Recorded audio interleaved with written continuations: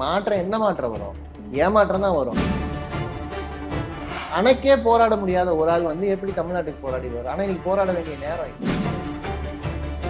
பாஜகவுடைய பிளானை விட மோசமான பிளானா இப்ப தாவேகா பிளான். நீங்க ஆட்சியே நடத்த வந்தீங்க, உங்களால பிரச்சாரம் நடத்த முடியலையே.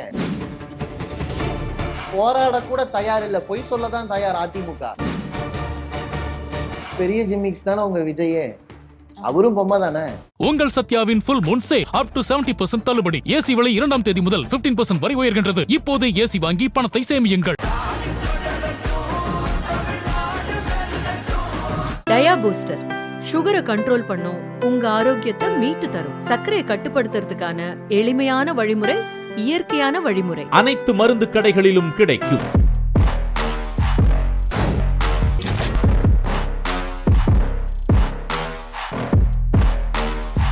மதிமுகம் நேயர்களுக்கு வணக்கம். அரசியல் திணை நிகழ்ச்சிக்கு வரவேற்பது நான் சிலம்பு செல்வி.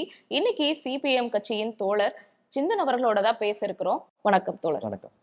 2026 தேர்தல் வந்தாச்சு. திமுக, அதிமுக, தாவேகா, நாத்தாக்கான 4 முனை போட்டிகள் நிகழ்ந்துட்டு இருக்கு. அரசியல் தலைவர்கள் எல்லாம் பரப்புரை பண்ணிட்டு இருக்காங்க. ஸோ 2026ல யாரை ஆட்சி அமைப்பாங்க அப்படிங்கிறதே பயங்கர கியூரியாசிட்டியா இருக்கு. ஸோ நீங்க சொல்லுங்க தோழர், 2026ல யாரு ஆட்சி அமைப்பா? இல்ல, இதுல குழப்பமே இல்ல. நீங்க 10 ஆண்டு அதிமுக ஆட்சியை பார்த்துட்டு இப்போ 5 ஆண்டு திமுக ஆட்சிங்கிறது வந்திருக்கு. இந்த தேர்தல்ல வந்து அதிமுக பின்னால பாஜக சவாரி செஞ்சு வருது.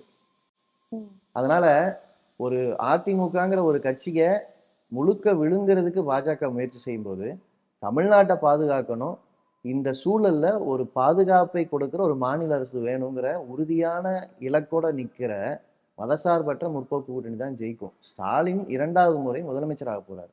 அதுதான் இந்த தேர்தலில் நடக்க போற முடிவு. அதுக்கு தான் இந்த என்டையர் பிரச்சாரமும் அதை நோக்கி தான் போயிட்டு. இப்போ நிறைய இளைஞர்கள் என்ன சொல்றாங்கன்னா, எங்களோட ஓட்டு தாவேகாக்கு தான் சொல்றாங்க. ஸோ மெஜாரிட்டியான இளைஞர்கள் ஓட்டு தாவேகா கட்சிக்கு போறதை பத்தி நீங்க எப்படி பாக்குறீங்க? இல்ல, நடிகர் விஜயை பொறுத்த வரைக்கும் கட்சி ஆரம்பிச்சு 3 வருஷம் ஆயிடுச்சு. அவரு சில போராட்டங்கள் நடத்தியிருக்காரு. 5 நிமிஷம் போராட்டம், அந்த மாதிரிலாம் சில விஷயங்கள் செஞ்சிருக்காரு. கேட்டா வந்து பெரிய அளவுக்கு கூட்டம் வருது, அதை கட்டுப்படுத்த முடியல, அந்த மாதிரி சொல்லியிருக்காரு. பட் எங்களை பொறுத்த வரைக்கும் என்னன்னா, ஒரு கட்சியுடைய கொள்கை, அதை சார்ந்து இருக்கக்கூடிய தொண்டர்கள், அந்த கட்சியுடைய 2ஆம் கட்ட தலைவர்கள் செயல்பாட்டுல வெளிப்படணும்.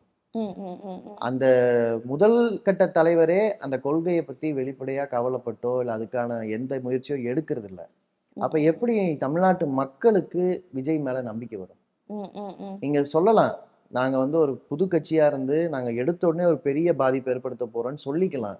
அந்த பாதிப்பு நாளைக்கு கூட தமிழ்நாட்டு மக்களுக்கு என்ன பலன்? இப்போ ஒருவேளை சில இடங்கள்ல வெற்றி தோல்வியை புரட்டி போடுற சக்தியா வராதுன்னு வைங்களேன், அது தமிழ்நாட்டு மக்கள் முடிவை மாத்தி அமைக்கிறதா தான் இருக்குமே தவிர இப்ப இருக்கிற பிரச்சனைகளுக்கு தீர்வு கொடுக்காது. இப்ப நீங்க வந்து பாசிச பாஜக அபாயம் இருக்குன்னா அது வந்து சும்மா டெல்லியில இல்ல, வட இந்தியாவில சும்மா இல்ல, அது வந்து ஒன்றிய ஆட்சியில இருக்கு. அந்த ஆட்சி ஒவ்வொரு நாளும் தமிழ்நாட்டு ஆட்சிக்கு தொந்தரவு கொடுத்துக்கிட்டு இருக்கு. நீங்க அதை திமுக எதிர்க்கலன்னு கூட சொல்லுங்க, விஜய்க்கு அதுக்கான ரைட்ஸ் இருக்கு. நீங்க எதிர்த்தீங்களா? ஓகே. இப்ப தொகுதி மறுவரையறை பிரச்சனை வரைக்கும் ஒரு மாநில முதலமைச்சரா இருந்துட்டு திமுக தலைவர் ஸ்டாலினுடைய ஒரு அறிக்கையோ அல்லது வீடியோவோ வந்து பவர்ஃபுல்லா இருக்கு, நாங்க போராட்ட களத்துக்கு வருவோம்னு. நடிகர் விஜயோடைய அறிக்கை நான் பார்த்தேன். அந்த கோபமோ அதுக்கு அந்த அந்த பிரச்சனைக்கான முக்கியத்துவமோ அதுல இல்லை. ஒரு ஆலோசனை இருக்கு. பட் அப்படி கிடையாது. தமிழ்நாட்டு மக்கள் ரொம்ப பொலிட்டிசைஸ் ஆனவங்க. நீங்க நமக்கு மட்டுமே சில சட்டங்களை கொண்டு வந்திருக்கோம். குறிப்பா 69% இடஒதுக்கீடு தமிழ்நாட்டுக்கு மட்டுமே ஆனது. இந்தி திணிப்பை எதிர்த்து தமிழ்நாட்டுக்கு அலுவல் மொழி சட்டத்துல விதிவிலக்கு வாங்கியிருக்கோம். ஜல்லிக்கட்டு மாதிரியான போராட்டங்கள் நடத்தி தமிழ்நாட்டுக்கு மட்டும் விதிவிலக்கு வாங்கியிருக்கோம். நீட்டு விலக்கு கேட்கிறோம். இன்னும் பல பிரச்சனைகளை தமிழ்நாட்டுக்கு வேற விதிதான். அதை வாங்கணும்னா இந்த மாநிலத்தின் அரசியல் சக்தி இந்த மாநில மக்களுடைய நலன்களை பிரதிநிதித்துவப்படுத்துறதாகவும் அதுக்காக உறுதியா போராட்டதாகவும் இருக்கணும். விஜய் அந்த இடத்துல இல்ல. தன்னை தலைவர்னு அவர் சொல்லிக்க முடியாது. ஒரு மிகப்பெரிய பிம்பம், ஒரு ஈர்ப்பு சக்தி. ஆனா இந்த பிம்பங்களால வந்து தமிழ்நாட்டுடைய தேவையை பூர்த்தி பண்ண முடியாது. சரி, ஓகே. இப்ப இளைஞர்கள் இத்தனை பேர் ஓட்டு போறேன்னு ஒரு பக்கம் சொன்னாலும் இளைஞர்களை ஏமாத்துறாரு விஜய். ஆப்வியஸா சொல்றேன் நானு.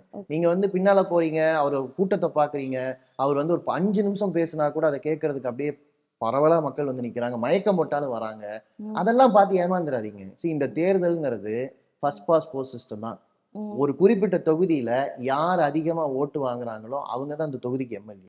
அதிகமான எம்எல்ஏ வந்து அந்த எம்எல்ஏ ஒரு கட்சிக்கு லாயலா இருந்தா அந்த கட்சியுடைய தலைவர் தான் முதலமைச்சர். ம். ஸோ இப்படிதான் தேர்தல் நடக்குது. ம், ம். ஸோ விஜய்ங்கிற ஒற்றை பிம்பம் மட்டும் இல்லை.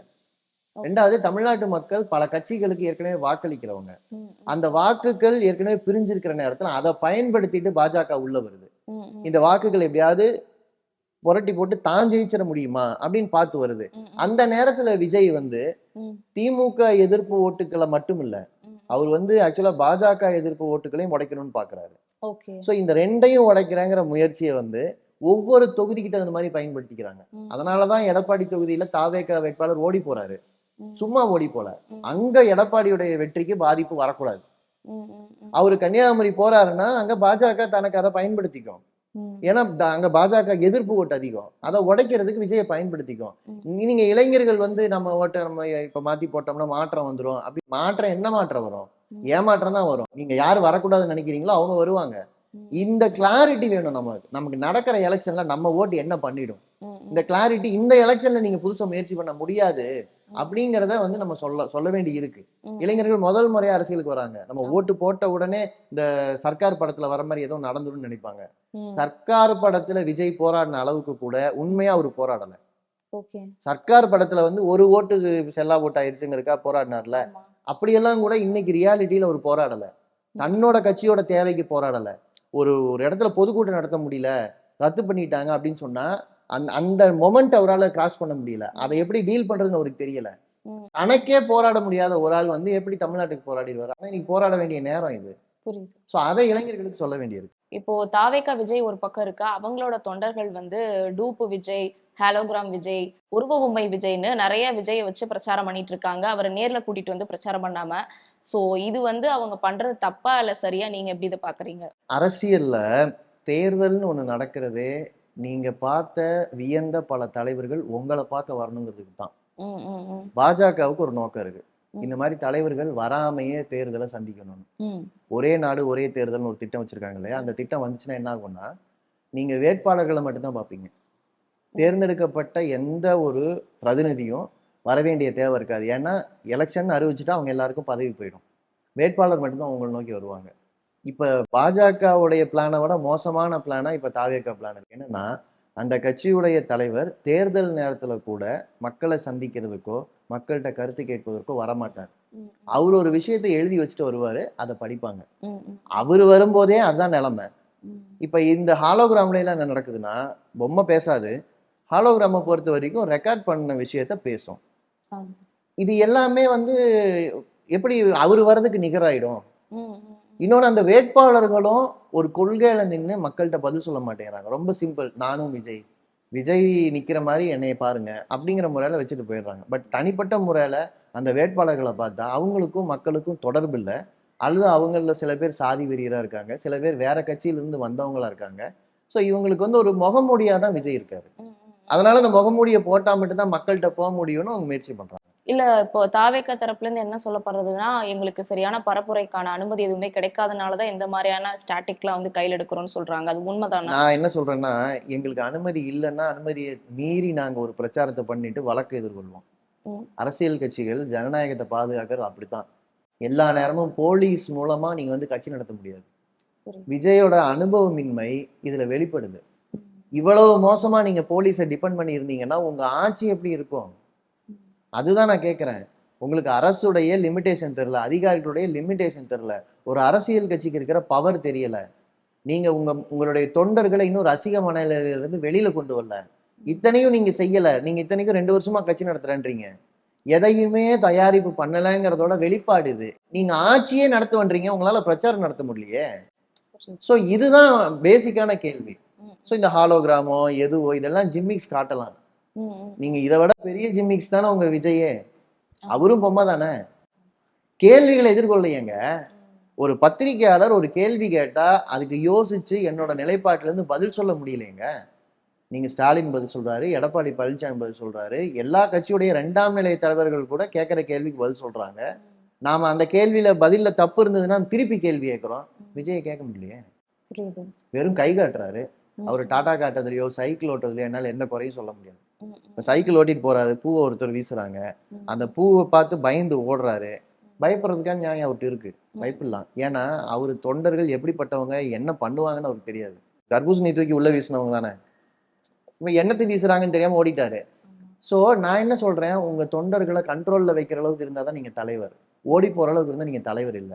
புரியுது. இந்த பேசிக் அனுபவத்துக்கு இந்த எலெக்ஷன் அவருக்கு பயன்படும். இப்போ தாவேக்கால இருக்கக்கூடிய ஆதவ் அர்ஜுனா அவர்கள் என்ன சொல்லியிருக்காங்கன்னா, ஜனநாயகன் ரிலீஸ் பண்ணது சில அரசியல் கட்சிகள் தான், குறிப்பா சோஷியல் மீடியால ஜனநாயகனை ரிலீஸ் பண்ணது சில அரசியல் கட்சிகள் தான் சொல்லியிருக்காரு. சோ அவர் சொன்ன ஸ்டேட்மெண்ட் எப்படி பாக்குறீங்க? அது உண்மைதானா? இல்ல, ஜனநாயகன் படம் இப்போ ஒரு பிரச்சனையே கிடையாது. ம், பிரச்சனைன்னு நீங்க பாத்தீங்கன்னா இன்னைக்கு இருக்கிற திரைத்துறையில நடக்கிற எந்த அநீதிக்கு எதிராகவும் இந்த நாயகர்கள் பேசினதே இல்லை. இந்த ஜனநாயகன் ரிலீஸ் ஆன பிரச்சனை கூட பல தயாரிப்பாளர்கள் அவங்களோட தொழில் பாதிக்கப்படும் பேசியிருக்காங்க. ஆனா நான் என்ன கேட்கிறேன்னா, இந்த நேரத்துல கூட உங்க நடிகர்கள் அல்லது உங்க இப்ப விஜய் உட்பட பல பேர் ஒண்ணு சேரல. இந்த பிரச்சனை ஏற்கனவே சின்ன சின்ன படங்களுக்கு வந்தப்போ இவங்க யாருமே பேசினது இல்லை. இதுல கூட ஒரு பெரும் பணம் புழங்கினாதான் நீங்க வாயை திறக்கிறீங்க. ம், ம், ம், ஒரு படம் திருடப்படுது, திருட்டுக்கு எதிராக எல்லாரும் பேசுறோம், நாங்களும் பேசுறோம், நீங்களும் பேசுறீங்க. ஆனா அதுல கூட 500 கோடினா தானே உங்களுக்கு கவலை வருது. ம், ம், ம், நான் அப்படிதான் பாக்குறேன். ம். சோ நடிகர் விஜய் இது நாள் வரைக்கும் பட திருட்டுக்கு விஷால் போராடின அளவுக்காவது போராடி இருப்பாரா? இல்ல தானே. சோ அவரு படம் திருடப்பட்ட போது அவருக்காக இல்ல, அதுல வேலை செஞ்ச பல பேருக்காக நாங்க குரல் கொடுக்கிறோம். இதுல கூட என்ன எக்ஸ்போஸ் ஆகுதுன்னா, ஒரு சிஸ்டத்துல சேஞ்ச் வரணுங்கிறத நோக்கி அந்த கட்சியும் பேசல, அந்த ஆட்களும் பேசல. அரசியலா பலன் எடுக்கிறதுக்கு திமுக குறை சொன்னா பலன் கிடைக்கும், பிஜேபி குறை சொன்னா பலன் கிடைக்கும், இவ்வளவுதான் அவங்க யோசிக்கிறாங்க. அவங்க மைண்டே பாருங்க, ஒரு சிஸ்டத்துல இருக்கிற பிரச்சனைய எப்படி உடனடியா எலெக்ஷனுக்கு பயன்படுத்திக்கலாம், அவ்வளவுதானே இருக்கு. ஸோ இதை ரசிகர்கள் யோசிக்கணும். ஐயோ என் தலைவனுக்கு இப்படி ஆகிப்போச்சு. உங்க தலைவன் 100 கோடி சம்பளம் வாங்கிட்டாரு, சம்பளம் வாங்கி தான் நடிச்சாரு. ஆமா. பிரச்சனை அதுல வேலை பார்த்த பல பேருக்கு, இன்னும் தியேட்டர்ல வேலை பார்க்குற பல பேருக்கு இந்த படம் ரிலீஸ் ஆனா அதன் மூலமா அவங்களுக்கு கிடைக்கிற வருமானம் மற்றதெல்லாம் அடிபடுது. ஸோ அதை பத்தி தான் நம்ம பேசணும். அதை பத்தி பேசுற அளவுக்கு கூட அந்த கட்சியிலிருந்து அவங்க சொந்த பிரச்சனைக்கு கருத்து வரலைங்கிறது தான் இதுல நம்ம கவலைப்பட வேண்டிய விஷயம். பிரஸ் மீட் ஒண்ணுல அண்ணாமலை போற போக்குல என்ன சொன்னாருன்னா, தேர்தலுக்கு அப்புறம் ரிலீஸ் ஆகிற ஜனநாயகன் படத்தை நான் தியேட்டர்ல போய் பார்ப்பேன்னு சொல்லிட்டாரு. ஸோ இவர் சொன்ன ஸ்டேட்மெண்ட்டுக்கு பின்னாடி பார்த்தா இப்போ சென்சார் போர்டு கண்டிப்பா சென்ட்ரல் கவர்மெண்டோட தான். ஸோ அதுல முக்கியமான ஒரு ஆளா அண்ணாமலை இருக்காரு. ஸோ அண்ணாமலைக்கு முன்னாடியே தெரிஞ்சிருச்சா கண்டிப்பா ஜனநாயகன் படத்தை எலெக்ஷனுக்கு அப்புறம் தான் ரிலீஸ் பண்ணுங்கிறது அபிஷியலா தெரிஞ்சுதான் இந்த மாதிரி பிரஸ் மீட்ல போற போக்குல பேசியிருக்காரா? இல்ல நான் அண்ணாமலை எல்லாம் பெரிய ஒரு ஆளா பார்க்கல. அவர் அவங்க கட்சியிலேயே மதிக்கப்படலை. முதல்ல அவங்க கட்சியில் அவரை மதிக்கட்டும். ஆனா பாயிண்ட் என்னன்னா, இந்த படம் வரக்கூடாதுன்னு முடிவெடுத்ததை விடவும் எந்த படத்தையும் வரவிடாம பண்ண முடியுங்கிற பவர் அவங்க கிட்ட இருக்குங்கிறதா பிரச்சனை. இது ஜனநாயகன் படம் பத்தின கவலையே கிடையாது. எந்த படமா இருந்தாலும் தணிக்கைத்துறை தலையிட்டு அரசியல் ரீதியா என்ன வேணா எந்த எல்லைக்கும் போவாங்க, வழக்குகளை எல்லாம் போடுவாங்க. நடிகர்கள் பல கோடி ரூபாய் புழங்குற விஷயம், வரி பாக்கி வச்சிருக்கிறவங்க ஏன்னா வாயை திறக்க மாட்டாங்க. ஸோ எந்த நடிகனையும் எப்போ வேணா கைக்குள்ள வச்சுக்கலாம். நான் மெர்சல் படம் வந்தப்போ எச் ராஜா பேசின விஷயத்துக்கு பல பேரும் விஜய்க்கு ஆதரவா நின்னோம். ஏன்னா ஜிஎஸ்டி பல்வேறு பிரச்சனைகள் அவர் பேசியிருந்தாரு, விஜய்க்கு ஆதரவா நின்னோம். ஆனா என்ன தெரியுமா, மெர்சலுக்கு அடுத்து வந்த எந்த படத்துலையும் அப்படிப்பட்ட அரசியல் இல்லை. எச் ராஜாவுடைய மிரட்டல், அதாவது எச் ராஜா ஒரு சாரணர் சங்க தேர்தலே ஜெயிக்க முடியாத ஆளு. ஆனா அவரோட மிரட்டலுக்கே அந்த பூச்சாண்டிக்கே பயப்படக்கூடிய ஆள் தான் நடிகர் விஜய். அவருடைய அடுத்த படங்களுடைய கதைகள் எல்லாத்துலயும் இன்னும் சொல்ல போனா பீஸ்ட்ன்னு நினைக்கிறேன், அதுல பாகிஸ்தான் எல்லையில் இருக்கிற ஒரு மால் அப்படி ஒரு கதை வச்சு அதுல வேணும்னே இஸ்லாமியர்களை பயங்கரவாதிகளா காட்டணுங்கிறதுக்காகவே பாகிஸ்தான் எல்லைக்கு போன ஒரு கதைக்களம்லாம் தேர்ந்தெடுத்தாங்க. அதெல்லாம் அட்டர் காம்ப்ரமைஸ் நான் பாக்குறேன். பிஜேபிக்கு அப்படி கதைகள் தேவைப்படுது.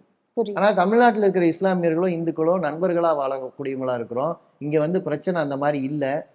அப்படி ஒருவேளை பயங்கரவாதிகள் இருந்தாலும் இஸ்லாமியர்களே அவங்கள தனிமைப்படுத்துறாங்க, ஒட்டுமொத்த மக்களும் பயங்கரவாதத்தை தனிமைப்படுத்துறாங்க. அதனால நீங்க பாகிஸ்தான் எல்லையில ஒரு கதை வச்சு அதுல ஹீரோவை நடிக்கிறீங்க. இந்த அளவுக்கு காம்ப்ரமைஸ்க்கு ஏன் போனீங்க? இப்பவாது அந்த கேள்வியை நம்ம கேட்கணும். ஏன்னா தொடர்ந்து படங்கள் அதை பண்றவரா விஜய் இருக்காரு. சோ பாசிச பாஜகவுடைய அரசியலுக்கு உதவி செய்யற மாதிரி படம் எடுக்கிறவங்களா நீங்க மாறுறீங்க சின்ன மிரட்டலுக்கே. அதுதான் பிரச்சனை. தாவேக கட்சியை சேர்ந்தவங்க இந்த மாதிரி தேர்தல் களத்துல ஒரு பரப்புரை பண்ணிட்டு இந்த மாதிரியான சில விஷயங்கள் பண்ணிட்டு இருக்கப்போ, எடப்பாடி அவர்கள் உதயநிதி ஒரு நடிகைக்காக பால்டாயில் குடிச்சு மருத்துவமனையில அட்மிட் ஆனாருன்னு தனிப்பட்ட முறையில ரொம்ப தரம் தாழ்ந்த விமர்சனம்லாம் தேர்தல் பரப்புரையில பண்ணிட்டு இருக்காரு. குறிப்பா அவர் ஒரு எதிர்கட்சி தலைவருங்கிறத மறந்தே. சோ இதை பத்தி என்ன நினைக்கிறீங்க? இல்ல, அவரு மறந்தெல்லாம் இல்ல, அவரோட நிலைமை அப்படி போயிடுச்சு. எனக்கு பிரச்சனை உதயநிதியா எடப்பாடியாங்கிறது இல்ல.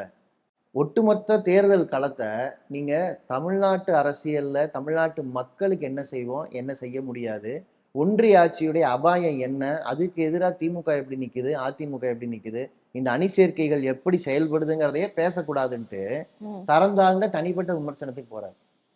உதயநிதி அவரை பத்தி பேசுனதோ, முதலமைச்சரை பத்தி பேசுனதோ எடப்பாடி பழனிசாமியுடைய ஒரு முகம்தான். அவரு கனிமொழி அவங்கள பத்தி பேசும்போது ரொம்ப ரொம்ப தரந்தாழ்ந்து ஒரு தலைவர் இப்படி பேசவே முடியாதுங்கிற எல்லைக்கு போனாங்க. நீங்க வந்து அவங்க கட்சிக்கு முன்னால அவர் தலைவரா இருந்தவங்க செல்வி ஜெயலலிதா. இப்படி தனிப்பட்ட தாக்குதல் எத்தனை எதிர்கொண்டிருப்பாங்க. தமிழ்நாட்டு மக்கள் வந்து செல்வி ஜெயலலிதாவை ஆதரிக்கும் போது இந்த தனிப்பட்ட தாக்குதல் எல்லாம் தாண்டி ஆதரிச்சாங்க. இப்ப நீங்க எந்த எல்லைக்கு போறீங்க? அப்போ உங்க கட்சிக்கு இன்னைக்கு வழி நடத்துறது வந்து பாசிச பாஜக. பாஜகவுடைய தரங்கெட்ட சிந்தனை எடப்பாடியுடைய முகத்துக்குள்ளேயும் போயிடுச்சு, எடப்பாடி சிந்தனைக்குள்ளேயும் போயிடுச்சுங்கிறத நம்ம பார்க்குறோம். ஸோ அவர் வந்து எப்படி திசை திருப்பலான்னு பார்க்குறாரு. இப்போ இன்னைக்கு டீலிமிட்டேஷன் மிகப்பெரிய பிரச்சனை. இதுக்கு முன்னால போன தேர்தலில் எஸ்டிபிஐ கட்சியோட கூட்டணி வச்சு எடப்பாடி பழனிசாமி தேர்தலை சந்திச்சாரு. அப்போ என்ன சொன்னாரு, நான் வந்து குடியுரிமை திருத்த சட்ட விஷயத்துல நான் வந்து தப்பு செஞ்சுட்டேன் அப்படிங்கிற மாதிரி, இனிமேல் அது நடக்காதுன்னு சொன்னார். ஆனால் இந்த தேர்தலில், இந்த தேர்தல் அறிக்கையில் பாருங்க, சிஏஏ பிரச்சனையை பற்றி பழைய நிலைமைக்கு போயிட்டார். நான் என்ன கேட்கிறேன், இலங்கை தமிழர்கள் தமிழ் மக்களை ஒரு குடியுரிமை கொடுக்கக்கூடிய ஒரு சட்டத்திலிருந்து தள்ளி வச்சதை உங்க கட்சி எப்படி பாக்குது? மக்கள்கிட்ட பொய் தானே சொன்னீங்க. அதே மாதிரிதான் விவசாய சட்டங்கள் விஷயத்துல பொய் சொன்னீங்க. இன்னைக்கு தமிழ்நாட்டுடைய தொகுதிகளுடைய எண்ணிக்கை குறையுங்கிற பிரச்சனை வந்திருக்கு. சோ இப்ப என்னன்னா, தேர்தல் களங்கள்ல நம்ம தலைவர்கள் எல்லாரும் பயங்கரமா பரப்புரை பண்ணிட்டு இருக்க இந்த கேப்ல, குறிப்பா சவுத் இந்தியால எலெக்ஷன் நடந்துட்டு இருக்கு, கேரளா நடந்துச்சு, இப்போ தமிழ்நாட்டில் நடக்குது. இந்த சாக்க பயன்படுத்தி சென்ட்ரல் கவர்மெண்ட் டீலிமிட்டேஷனை வந்து இம்ப்ளிமெண்ட் பண்றதுக்காக நாளைக்கு கூட்டத்தை வேற கூட்டுறாங்க. சோ இது வேணும்னே சதி பண்றதுக்காக பண்றாங்களா? நம்ம இதுல பிஸியா இருக்கப்போ ஏன்னா நம்மளோட தொகுதிகள் தான் குறைக்க போறாங்கிற மாதிரி பேச்சு அடிபட்டு இருக்கு. சோ அந்த டீலிமிட்டேஷனை பத்தி என்ன சொல்ல நினைக்கிறீங்க? அதான் இந்தியாவுடைய தொகுதிகள் எண்ணிக்கை, நாடாளுமன்ற தொகுதிகள் எண்ணிக்கையை அதிகரிக்க போறாங்க. அதுதான் பிரச்சனையுடைய சுருக்கம். ஏற்கனவே 543 அப்படிங்கிற எண்ணிக்கைகள் இருக்கிறத 850 வரைக்கும் கொண்டு போக போறாங்க. இதுல 815 சீட்டுகள் நம்மளை போன்ற மாநிலங்கள்ல இருந்து வரப்போகுது. மீறி இருக்கக்கூடிய தொகுதிகள் யூனியன் பிரதேசங்கள்ல இருந்து வரப்போகுது. ஸோ இந்த பிரச்சனையில ஒட்டுமொத்தமா 850 சீட் அதிக பண்ணும்போது எல்லா மாநிலத்துக்கும் சீட்டு கூடலாம். ஒரே 1-2 தொகுதி, இப்போ சத்தீஸ்கர்ல மட்டும் சீட்டு கூடாம இருக்குங்கிறாங்க, மீதி எல்லாத்துலயும் சீட்டு கூடலாம். ஆனா மக்கள் தொகை அடிப்படையில சீட்டு கூடும்போது நம்முடைய மாநிலங்கள், குறிப்பா தமிழ்நாட்டிலிருந்து வெஸ்ட் பெங்கால் வரைக்கும் இருக்கிற மாநிலங்களுக்கு 37 சீட்டு கூடுச்சுன்னா, வட மாநிலங்கள்னு சொல்ற உத்தரப்பிரதேசம், பீகார், ஜார்க்கண்ட், ராஜஸ்தான், மத்திய பிரதேசம், இதுக்கெல்லாம் சேர்த்து 47 சீட்டு கூடும். இதுதான் பிரச்சனை. இப்ப இந்த பிரச்சனையை போய் எடப்பாடி பழனிசாமிகிட்ட கேட்கறாங்க. எடப்பாடி பழனிசாமி என்ன சொல்றாருன்னா, அமித்ஷா சொல்லிட்டாருங்க, பிரச்சனை எதுவும் வராது, இப்ப இருக்கிற விகிதாச்சாரம் மாறாது அப்படின்னு சொல்றாரு. அண்ணாமலை என்ன சொல்றாரு, 59 சீட்டு வரைக்கும் வரும் தமிழ்நாட்டுக்கு, ஒரு பிரச்சனையும் இல்லை. 59 சீட்டு வரை வரும், வரைங்கிறது தான் இங்க பிரச்சனை. 59 சீட்டு வருது அப்படின்னா அதுக்கப்புறம் ஒரு 2 சீட்டுக்கு தான் நம்ம போராடணும். ஆனா அது வரைக்கும் எந்த நம்பரை வேணா தீர்மானிப்பாங்கிறத அண்ணாமலை பதிலே. ஸோ என்ன பிரச்சனைனா, தென் மாநிலங்கள் மட்டும் இல்ல, பாஜக பலவீனமான எல்லா மாநிலங்கள்லையும் எம்பி சீட்டு கொஞ்சமா தான் அதிகரிக்கும். ஆனா பாஜக வலுவான மாநிலங்கள்ல எம்பி சீட்டு 2 மடங்கு அதிகரிக்கும். அதாவது இந்த நமக்கு அதிகாரத்தோட கம்பேர் பண்ணோம்னா ஒரு 10 சீட்டு வந்து கூடுதலா அதிகரிக்கும். ஆனா நீங்க மெஜாரிட்டின்னு பாத்தீங்கன்னா தமிழ்நாட்டுல நீங்க ஜெயிக்கிறீங்களா தோக்குறீங்களா பத்தி கவலையே பட வேண்டியதில்லை. மெஜாரிட்டி உங்களுக்கு வட மாநிலங்கள்லயே வந்துடும். இப்போ நம்ம வந்து ஒரு தொழில் நடத்துறோம், ஒரு 5 லட்சம் லாபம் வருது, ஆளுக்கு 1 லட்சம் பிரிச்சுக்கிறோம்னு வச்சுக்கலாம். இப்ப 10 லட்சம் லாபம் வருது, நான் வந்து உங்களுக்கு 1.5 லட்சம் தரேன், நான் 3 லட்சம் எடுத்துக்கிறேன்னு பார்ட்னர்ல ஒருத்தர் சொன்னா எப்படி இருக்குமோ அந்த மாதிரி. நாம வந்து ஏற்கனவே நாடாளுமன்றத்தை கட்டிட்டாங்க பிஜேபிக்காரங்க. அதுல ஆல்ரெடி 850 இருந்து 900 சீட்டு வரைக்கும் போட்டாங்க. அந்த சீட்டுக்கு இப்ப ஆளை கொண்டு வந்து சேர்க்கறதுக்கான வேலையை அவங்க ஆல்ரெடி பண்றாங்க. சோ அவங்க கிட்ட பிளான் இருக்கு. அந்த பிளான் தமிழ்நாட்டுக்கு என்ன பாதிப்பை கொண்டு வரும்னு இது நாள் வரைக்கும் அண்ணாமலை போய் சொல்லியிருக்காரு, அமித்ஷா போய் சொல்லியிருக்காரு, எடப்பாடி பழனிசாமி போய் சொல்லியிருக்காரு. ஏன்னா இப்ப வரைவு சட்டம் வந்திருக்கு. அந்த சட்டம் 2011 இருக்கக்கூடிய மக்கள் தொகை அடிப்படையில் உங்களுக்கான தொகுதிகள் தீர்மானிக்கப்படும் தான் போட்டிருக்காங்க. 2011 மக்கள் தொகைங்கிறது என்ன பிரச்சனைன்னா, 1970களில் நம்ம வந்து மக்கள் தொகை கட்டுப்பாடு, குடும்ப கட்டுப்பாடு திட்டங்களை செயல்படுத்தணும். அந்த திட்டத்தின் விளைவாக வாக்காளர்கள் எண்ணிக்கை தீர்மானிக்கிற காலம் வந்து இப்போ. ஸோ இந்த அடிப்படையில தான் நீங்க வந்து தொகுதியை மறுவரையறை பண்ணுவீங்கன்னா கண்டிப்பா இதை திறமையா செயல்படுத்தின மாநிலங்கள் அத்தனை பேருக்கும் எண்ணிக்கை குறையும். ஸோ பாப்புலேஷன் மட்டும்தான் வெயிட்டேஜ் அவங்க சட்டம் ப்ரொபோஸ் பண்ற அடிப்படையில. இனி நம்ம போராடலாம், நம்ம நாடாளுமன்ற உறுப்பினர்கள் விவாதிப்பாங்க, என்ன திருத்தம் கொண்டு வராங்கன்னு பார்ப்போம். ஆனா அந்த திருத்தங்கள் எதுக்குமே போராடக்கூட தயார் இல்லை, பொய் சொல்லதான் தயார் அதிமுக. போராடுவோம்னு அறிவிச்சிருக்கிறது இன்னைக்கு மதசார்பற்ற முற்போக்கு கூட்டணி. மக்கள் போராட்டத்தை வழிநடத்துவோம். ஏதோ முதலமைச்சர்னு பார்த்துட்டு இருக்காதீங்க, நாங்க வந்து பழைய நிலைமைக்கு திரும்புவோம்னு இன்னைக்கு ஸ்டாலின் சொல்றாரு. ஏற்கனவே கேரள முதலமைச்சர் பினராயி விஜயன் நாங்க வந்து இது தலைக்கு மேல தொங்குற கத்திங்கிறத சொல்லியிருக்காங்க. காங்கிரஸ் கட்சி இன்னைக்கு ஒவ்வொரு முதலமைச்சர்களா பேச ஆரம்பிச்சிருக்காங்க. அப்போ போராட்டத்தை வழிநடத்தக்கூடிய இடத்துல நம்ம தான் இருக்கோம், மக்களுக்கு உண்மையை சொல்லக்கூடிய இடத்துலயும் நாங்க தான் இருக்கோம். இதுதான் டீலிமிட்டேஷன் பிரச்சனையில எடப்பாடி பழனிசாமிக்கும் இன்னைக்கு இருக்கக்கூடிய மதசார்பற்ற முற்போக்கு கூட்டணிக்கும் இருக்கிற வித்தியாசம்.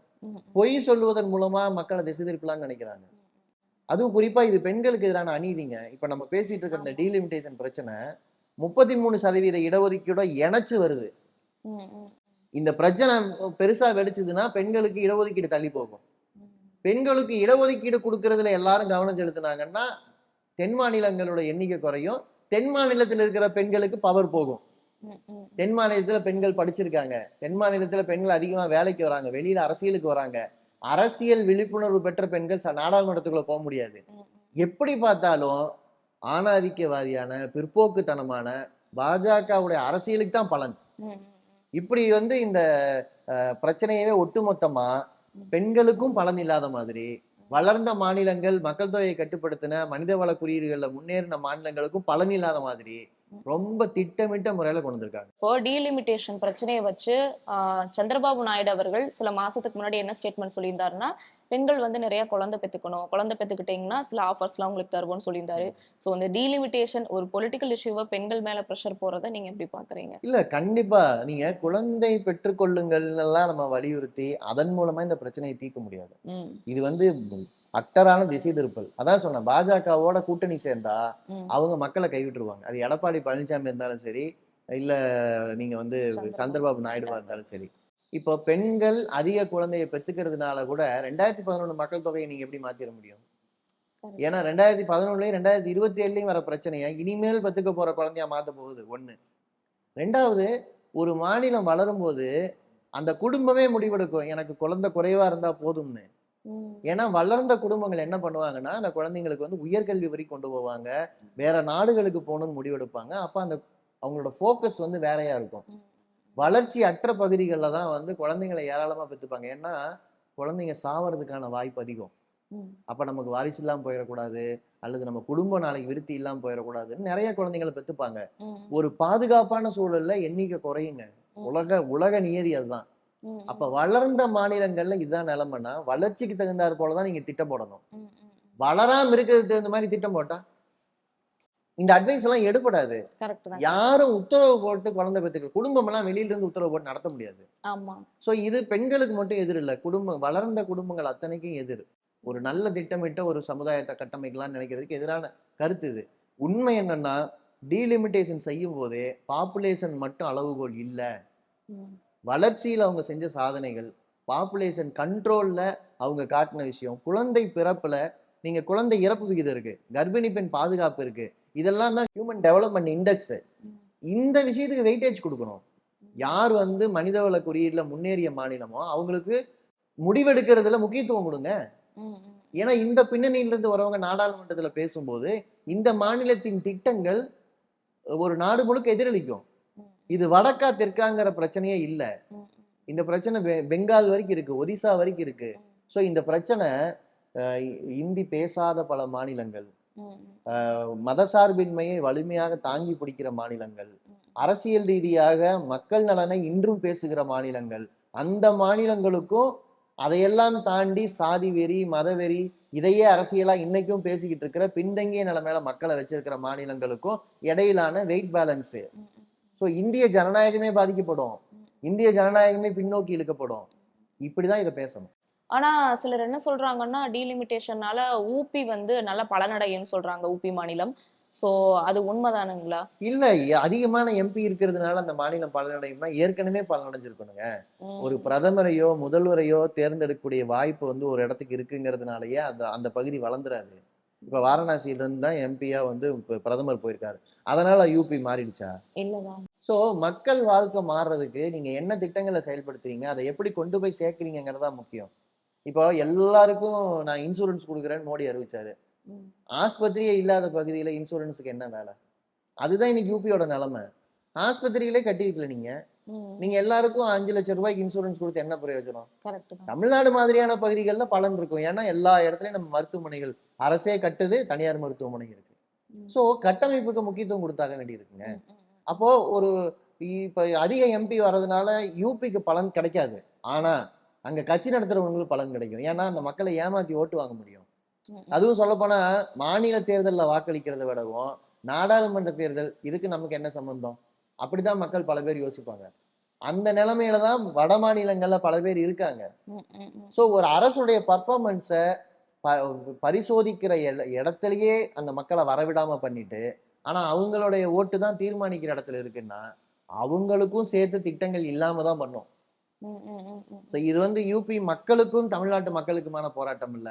யூபி அரசியலை பிற்போக்குல வச்சிருக்கிற பாஜக அதே நிலைமையை வச்சுக்கிட்டு ஒன்றிய ஆட்சியை பிடிச்சிடலாம்னு நினைக்குது. ம். இந்த குறுகிய மனப்பான்மைக்கும் நமக்கு இருக்கிற போராட்டம். ரொம்ப நன்றி தோழர். எங்களுக்காக இவ்வளவு பொறுமையா உட்கார்ந்து நாங்க கேட்ட கேள்விக்கெல்லாம் அழகா பதில் சொன்னீங்க. நன்றி தோழர். மிக்க நன்றி.